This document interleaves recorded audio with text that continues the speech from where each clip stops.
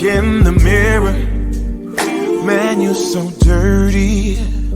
Yeah, you look so dirty. You were never worthy. Lately, it's you. Welcome to the Jeremy Hill Show. If you're easily triggered, leave now because this is not the show for you. Now, on the Jeremy Hill Show, I always show the modern day black woman in a positive way. So today I'm going to show you a modern day black woman who says she got out of the gentleman's club for various reasons. You see, a lot of women think that if they was to unclothe themselves in front of gentlemen for money and slide down poles and twerk and pop, that must be the easiest journey to make money. Well, I have one of these ladies who lived that life, and she's going to give you play for play why she decided to leave it. So let's go ahead and get into this story. Good morning to y'all, by the way. Now let's go ahead and get it. You can tell me what you think about this. I'm here to keep it real with y'all. I watched a lot of videos here. A lot of creators just left out a lot.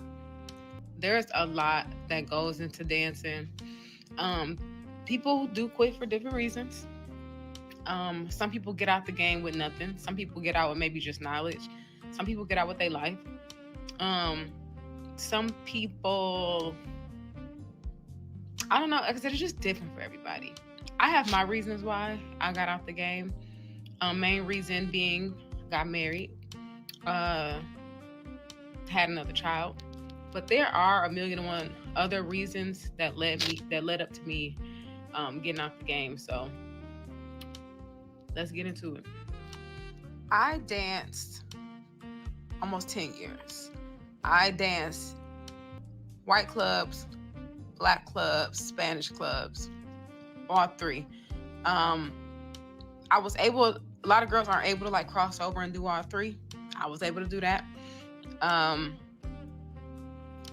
lot of clubs, especially white clubs, have like a real like preference.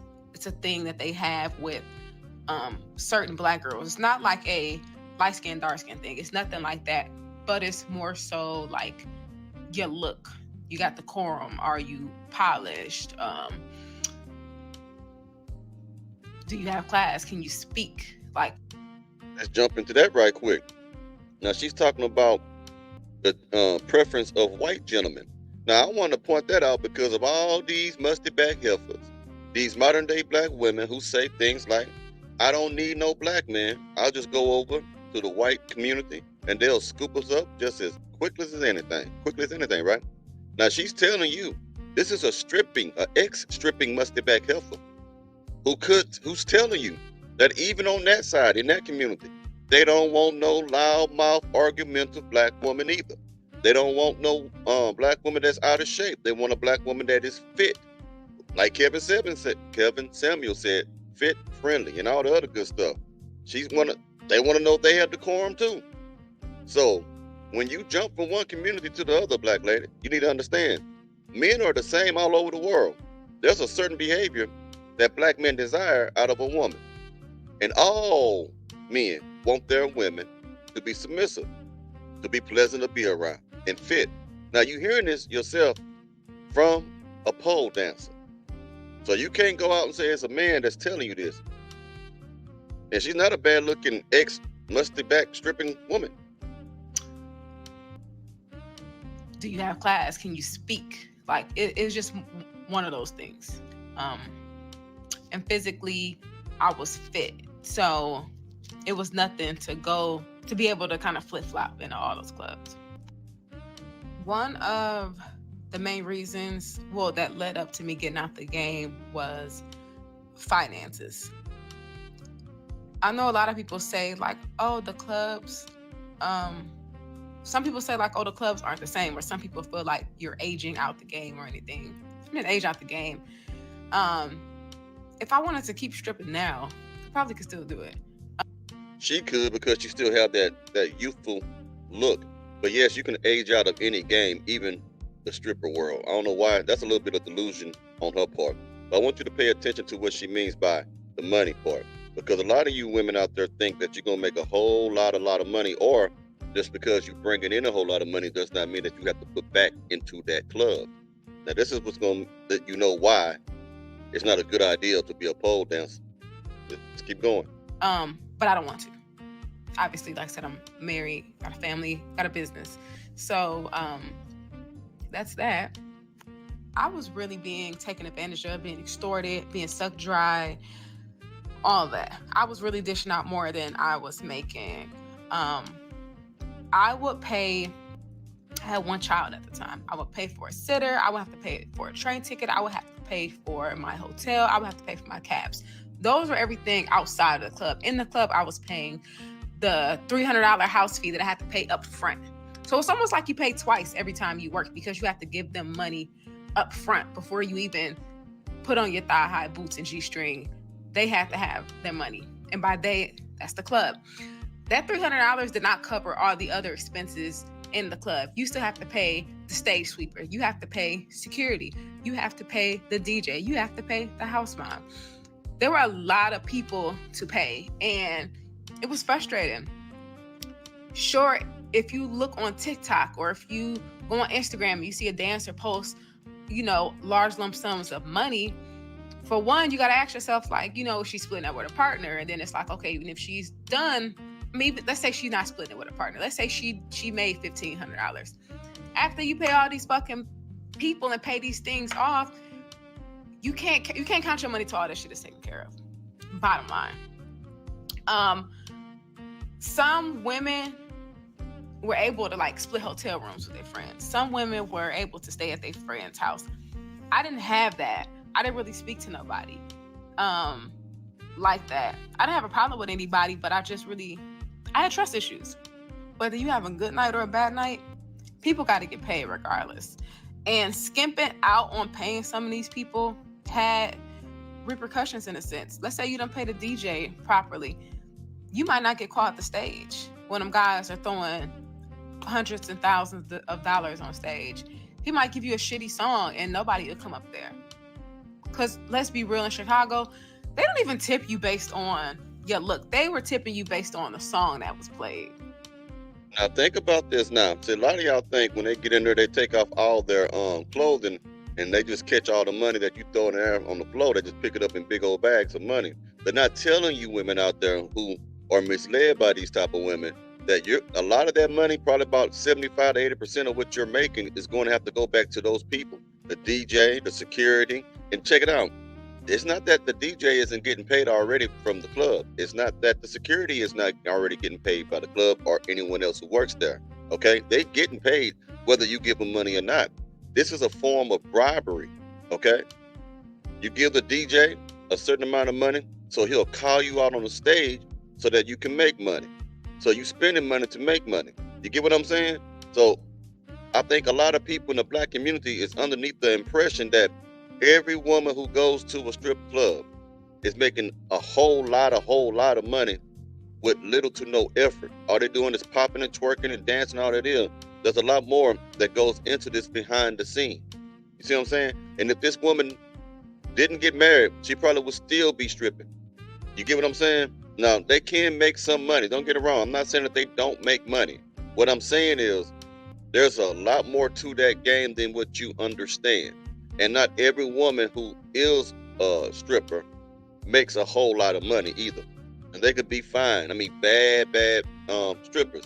But then they still are driving used cars. They are still renting out an apartment. They don't have a house. They don't have a mortgage in their name. They don't have no cars in their name. They don't have nice furniture and stuff like that. In a way, they are barely making it. They are taking the easy way out to make money. The most easiest way out, because it takes absolutely no talent to get naked, okay? And I don't care what you say, the fact that you can go up and down a pole and pop your coochie and stuff is not a talent. That's not even a skill set. I can climb a tree. Anyone can climb a damn tree, but that's not a skill set. You get what I'm saying? Even if it really ain't. Anybody can learn how to do that. So where you climb a pole does not make you Napoleon or Einstein. You're just doing that, okay? Don't think that, all right? So a lot of these women are not doing as well as they would like for you to believe. Now they may get a car with a whole bunch of car notes and put a paint job on it, some rims on it. They already got a nice shape, so they dress in a good looking way. But it doesn't mean that they're winning. And I'm gonna tell you, they haven't won. If you have to get butt naked in front of strangers because you're too lazy and you're too unintelligent and you lack the necessary skill set to make money, then you're a loser all the way around anyway. Okay? All you supposed to be is used for recreational purposes. Why would you want men to look at you like people at a zoo do at a seal or a sea lion? You up there clapping your cheeks just like a sea lion claps his we were looking right at you, throwing peanuts and whatever it is at your ass and shit. That's the same way as those men throwing money at you. So what makes you think that? So this is why a lot of these women have bad attitudes too when they are strippers, because they do understand how they look to people. They have terrible self-esteem a lot of time, even though they have really good shapes.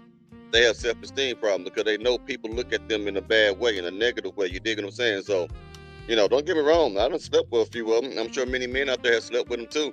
But would I want to wife them? No. Because I'm wondering about her husband. Her husband must be, to me, I don't know what to say. I would never, ever, ever, ever, ever, I'm talking about me, ever, ever, ever, put a wedding ring on a stripper.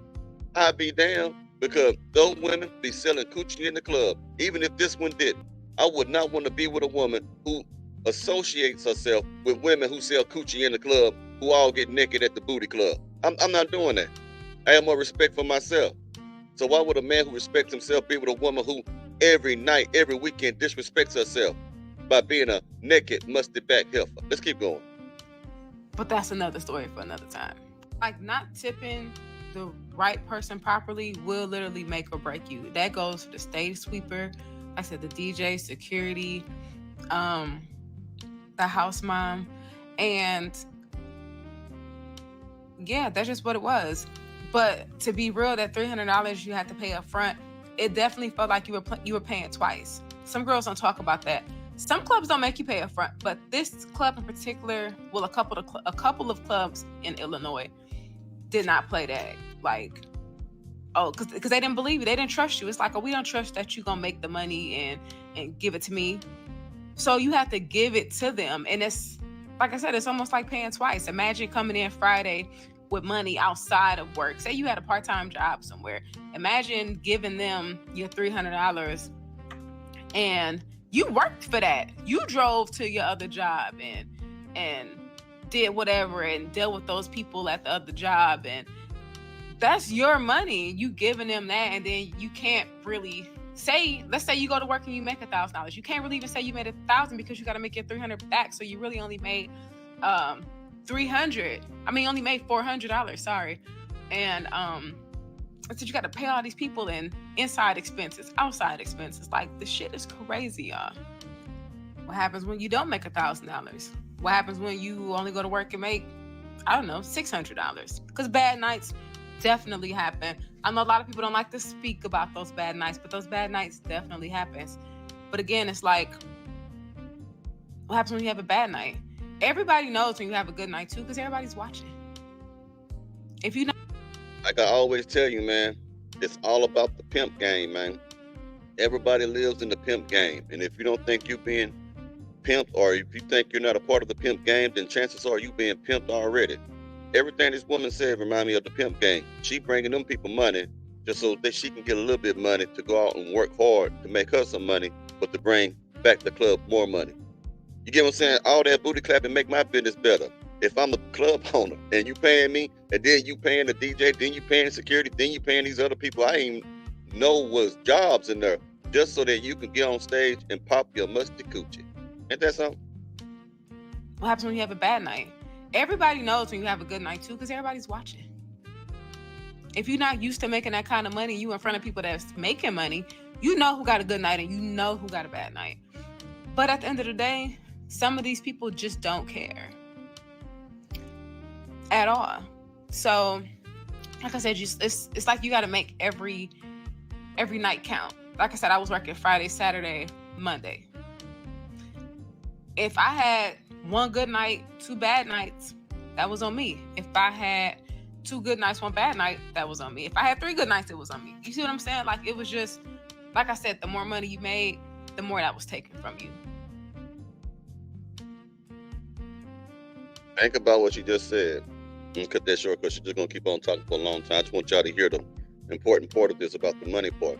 I want to debunk that delusional mindset that when you become a booty walker in the booty club, that everything is just roses. Now we already know about them fighting in the club. We already know about them having stalkers. We know about men following them home, breaking in their cribs and SA&M. We know about all the other stuff. I'm just adding more stuff on top of that. I'm adding more fuel to the fire. You're not making, in some cases, as much money as you think you are. And even though you're selling out your own virtue, your chastity, and your self-respect just for a few funky dollars that you have to pick up off the floor where many people have stepped on. People spill drinks on there, even on the stage. You know what I mean? People, women sweating all over the floor and shit. And you have to reach down there and pick it up off the floor as if you ain't nothing but a goddamn animal. Hey, like I say though, you're good for smashing now. I smash and dash. I done did it before. Go ahead and continue to disrespect yourself. I don't give a shit. I'll do it. But I'm letting you know that's exactly what's going on with you. Ain't nobody gonna respect your ass. I don't give a fuck how many videos come out, they singing and rapping and stuff like that, and y'all popping coochie. Sooner or later, you're gonna get older. And you can't do that. Your biggest money maker is your body. And a lot of you don't have the mind or the brain large enough to know how to manage your money, how to invest your money, how to save your money, because you're always chasing the newest trends. That's why you always see you asses, y'all tell all over TikTok doing the latest trends. You find the newest things, so you really don't got money. So you can have a lot of people. You can have people who make a lot of money and don't have no money at the same time because they don't save their money. They don't budget their money correctly. So it don't matter if you're making damn near $10,000 a month. If you bringing in $10,000, but yet you spend $9,500 out of that, you ain't got nothing every month. Anyway, I'll be talking to y'all soon. Let me know what y'all think about this situation here. I'll holler at you now. You hear me?